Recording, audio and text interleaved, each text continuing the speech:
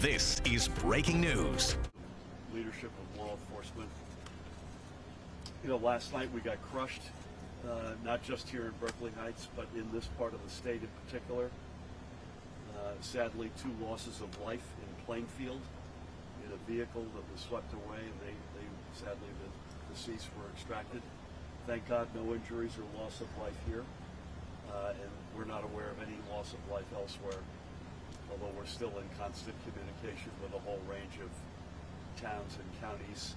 Not all in Union County, but a lot of them in Union County. I'd say Somerset County is the other county where we've had a significant amount of back and forth in terms of assessment of damage and injuries, etc.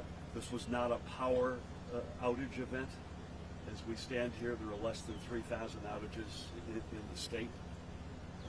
So thank God that was not an element here. And as Tony said, that would have been a big issue in Berkeley Heights if power had been out. And thank God in most places it didn't go out. We had a home explosion in North Plainfield.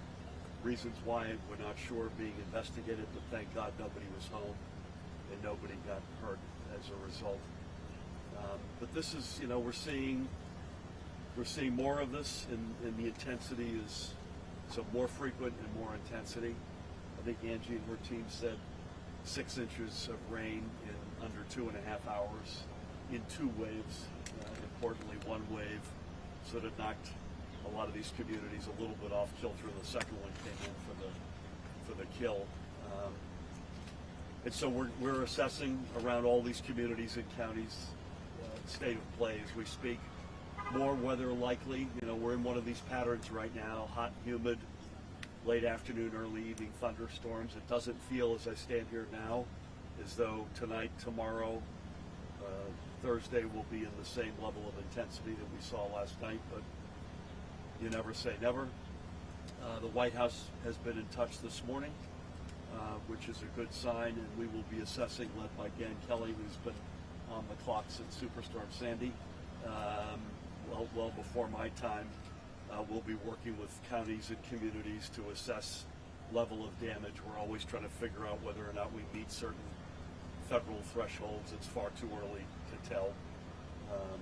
But this clearly was a significant weather event, and we'll keep folks posted. Again, the best way to sort of log in if you've got damages is to go through the community. The communities will in turn go through the county, and we will in turn work with the counties in terms of assessing that total. There's also small business, SBA potential relief for small businesses, which is another avenue that we've pursued in the past. Again, too early to tell whether or not we hit any of those bogeys, but we will be all over this as we have been in prior storms. Angie, anything you want to say? I just want to thank you, Governor, and your team for reaching out immediately last night as we were sort of going through difficult times. I want to thank my police department and my OEM staff for keeping on top of it. I don't think any of them have had any sleep. I don't know if you've had any sleep, I've had Governor. more sleep than they have, but yeah. So I just want to thank you and your team. Thank you, Angie. I appreciate that, and it's always great to be here. I'm looking forward to coming back for a happier Yes. occasion soon. Anything that folks have? I think we'll stay on topic.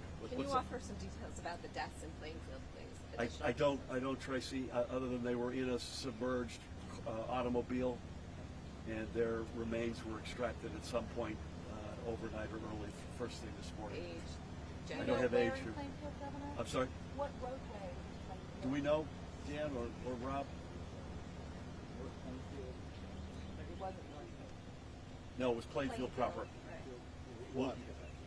We don't, but we'll come back to you with anything we can get. Was it on a main roadway or a side street? Cedarbrook Park. Cedarbrook Park.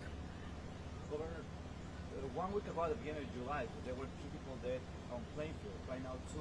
What we're expecting, because the summer is still going, especially in this area. Listen, I was on with Mayor Mapp this morning, lamenting that very fact. They lost 3 folks in the storm on July 3rd, and lost another 2 folks last evening.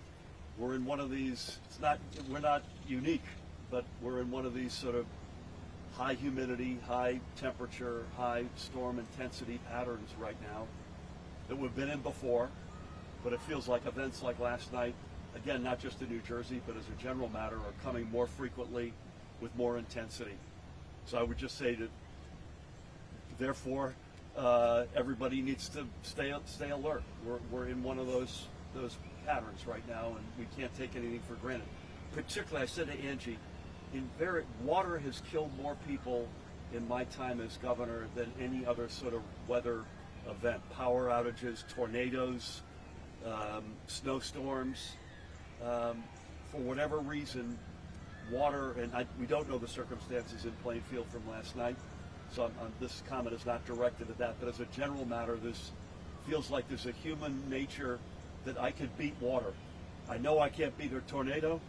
I know I shouldn't touch a down power line, but my vehicle can make it through water, or I can stay in my house, and people have paid with their lives over the But time. there isn't any change on the structure in the future for the whole this area? I mean, we've got to we're getting, I've said this ad nauseum, we, New Jersey, we, America, we, the globe, we're getting dragged by climate.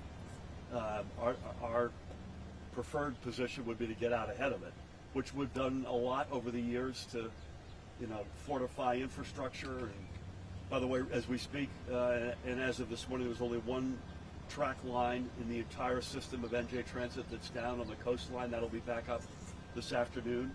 So our infrastructure investments and hardening of those assets have paid off. Power outages are lower today than if you had the same event 7 or 8 years ago. But when you're talking about loss of life, you've got to bat 1,000, and we have not. Governor, in the past you talked about doing preemptive state of emergencies. It seemed like last night the state of emergency was announced after it was declared and after rain started falling. Can you talk about the timeline? I mean, I don't know that we had the confidence.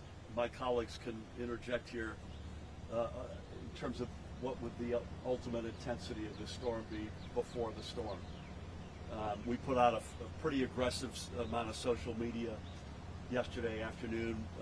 Tim Hillman, Chief of Staff, and I were in a series of meetings together, and we were cranking out warnings. But it's pretty clear. And by the way, the state of emergency went for the entire state, not just for this part of the state, because other parts of the state later on last evening and through the night had significant weather as well. So you try to call those shots as best you can. Had we called it an hour earlier, I'm not sure that would have impacted things, but we obviously try to get it as right as we can. Did alerts go out on cell phones of the flood? I'm not sure. Yeah, cell phones did. I'm confused. I do have a question.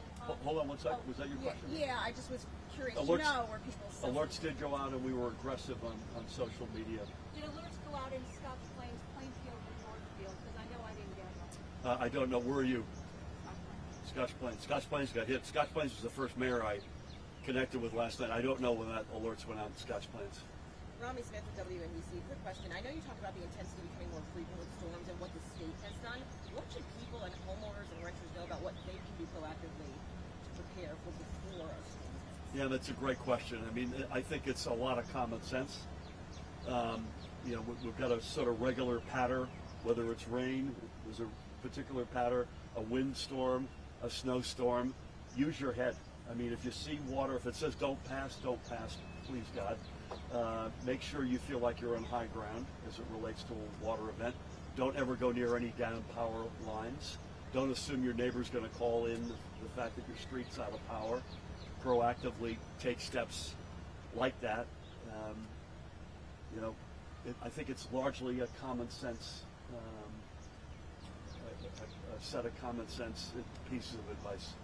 Governor, you talked about infrastructure. Hold on one second. You talked about infrastructure. There's some residents by Lawrence Drive and I think Ridgewood that are complaining about a creek in that area. Mayor, if you want to chime in, what's being done? Because they mentioned that with every storm, their basements keep getting flooded. So in terms of protecting that creek, or adding something to that creek so that they're not heavily hit every time.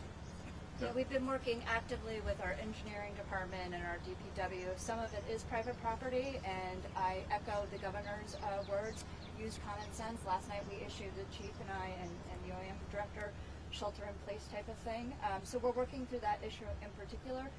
Our DPW always goes out ahead of a storm and secures different creeks that are township property, but again, encourage residents who have that type of creek or water structure behind their home to make sure that they're doing the same types of things, making sure it's cleaned out, that kind of thing.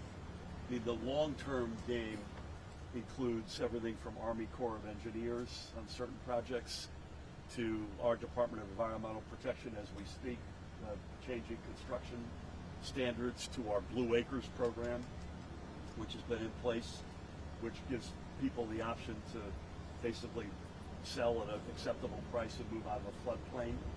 A whole range of long-term steps we can take, but that's not going to help you last night if you're sitting by that creek, right? Governor, the part of Greenbrook, that was very interesting because that's very rare for it to flow into Route 22 and onto Scotch Plains and Plainfield. Very rare that it would flood there. Is there any more, are there any more factors in addition to the climate change, to just intense rain that could have just contributed to that massive encore of that water into Route 22 where a lot of cars were Let me trapped? just say I'm glad you brought this up because Route 22 and that stretch is still closed between Watchung and North Plainfield, I believe. There are 4 areas where the road is either buckled or there is significant debris, and our Department of Transportation, under the great leadership of Fran O'Connor, is cleaning that up. The answer on the specifics is I don't know yet. There is the generic issue, but you hear now constantly. Angie herself last night in our exchanges said that she had never, I don't want to put words in your mouth, you'd never seen flooding like this. You hear, or this place has never flooded before, it's now flooding. Turns out this area behind us, in fact, has flooded before. But there are, anecdotally, a lot of reports, as you just asked about Route 22 and that stretch, which may have seen water in the past, but not nearly like we saw last night. And that's the new reality. And we're getting dragged by this. And as proud as I am of a lot of steps we've taken, in both short-term and long-term steps, Mother Nature calls the shots here at the moment, and we're all getting dragged by this. I think we're going to have to break here, if that's okay. One last question. The coastal erosion rules approved yesterday, they gave concessions to some builders, to developers. Can you talk a little bit about that and how that comports with what happened just hours later? I think that goes live next Monday, so it's not technically yesterday. I think we were out doing stakeholdering yesterday. Is that right? Listen, this is one of these things where you're trying to compromise. We have more people living in the state than ever before. We're a hot state, not literally in this case, but figuratively. Berkeley Heights is a hot community. It's a quintessentially hot community. We have more people employed than ever before, more businesses in operation than ever before. So you're trying to balance that on the one hand. We want to continue to attract companies and families and people to come here. We're the most densely populated state in America, and we got to make sure that we're getting that as right as we can as well. And what you're seeing is these rules are playing out or a compromise to get both to continue to attract folks to the Garden State, but to do it in an environmentally responsible way. Governor, are you going anywhere else, sir, with other damage? I'm going up, ironically, to kick off what we're calling the Greenway in Newark, which is going to be a 9-mile stretch of old railroad track that will connect 8 communities from Montclair to Jersey City. That is intended to be a happy moment, but we'll have press availability there as well, and we're still assessing the damages in a variety of communities, so to be determined. Thank you all, and most importantly, Angie, to you and your extraordinary team. Thank you. You guys good?